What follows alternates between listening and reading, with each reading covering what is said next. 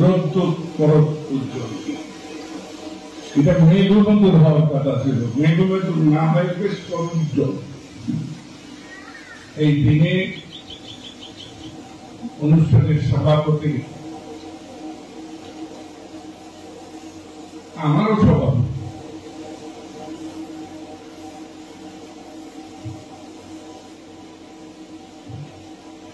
নতুন প্রজন্মের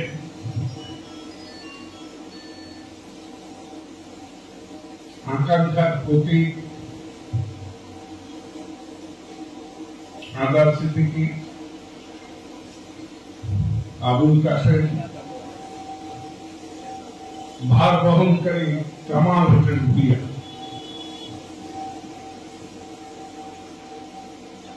শিক্ষার্থীরা, অভিভাবক, গভর্নিং বডির সদস্যরা, শিক্ষক মন্ডলী,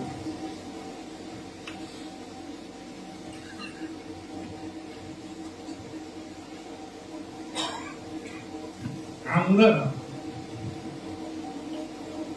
সব মানুষ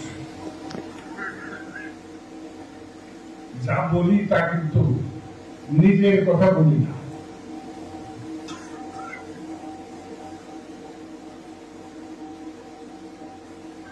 আমরা বলি হয় সমাজের কথা, না হয় অন্যের কথা, যেটাকে বিজ্ঞান বলে জ্ঞান বিভ্রাট। যেমন আমরা যা চাই কোনটাই কিন্তু সঠিক নয়, আর যা পাই তাও কিন্তু সঠিক নয়। আসলে আমাদের চাওয়া পাওয়াটা একটা ভুল প্রতিবাদের উপর দাঁড়াবে। আমি যদি মিথ্যাচার নাও বলি, প্রতারণাতে এতে কোনো সন্দেহ নেই। যেমন একজনে বলে বসলো বিশ্ববিদ্যালয়, দাদু ভাই বিশ্ববিদ্যালয় কাকে বলে সেটা কি তুমি জানো?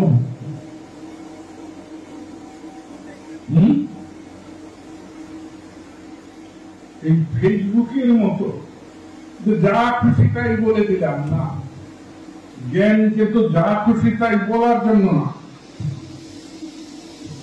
আমি তোমাদের সাথেও যেমন বিরক্ত হই, ওই যে মহান সংসদগুলো দাবিদার তারা করে, ও তাদের সাথে বসেও আমি কিন্তু একই বিরক্তি প্রকাশ করি।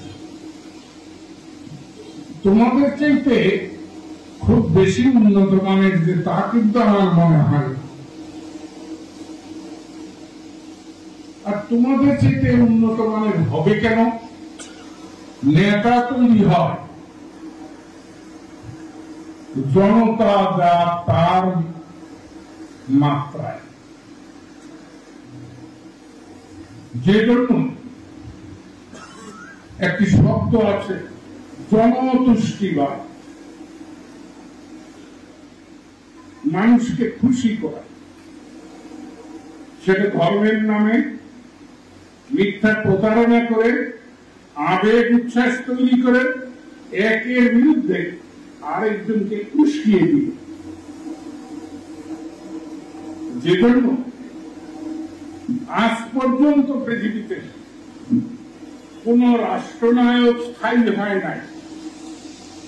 Socrates, Plato, Aristotle, Shakespeare, Rabindranath, গেটে, বিটোফেন,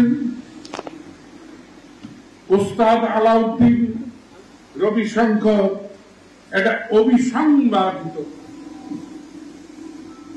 কিন্তু আমরা যত মহাত্মা গান্ধী বলি, মার্টিন লুথার কিং বলি, বঙ্গবন্ধু শেখ মুজিবুর রহমান বলি, আর আব্দুল লতিফ সিদ্দিকী বা বঙ্গবীর কাদের সিদ্দিকী যাই বলো, আমরা কিন্তু কেউ বিতর্কের ঊর্ধ্বে নয়। কারণ এভাবে না সেভাবে, একভাবে আমরা জনতুষ্টির দিকে মনোযোগ। যেমন আমি বারবার বিরক্তি প্রকাশ করতেছিলাম জনতুষ্টিবাদী সভাপতি আমাকে বারবার বাধা দিচ্ছিলেন যে এরকম করো না।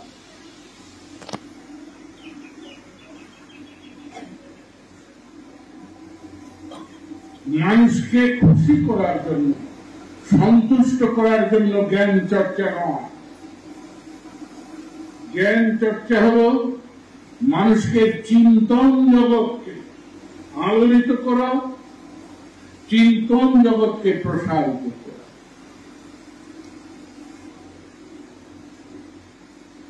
কিন্তু আমরা চিন্তন জগতের কথা ভাবি না।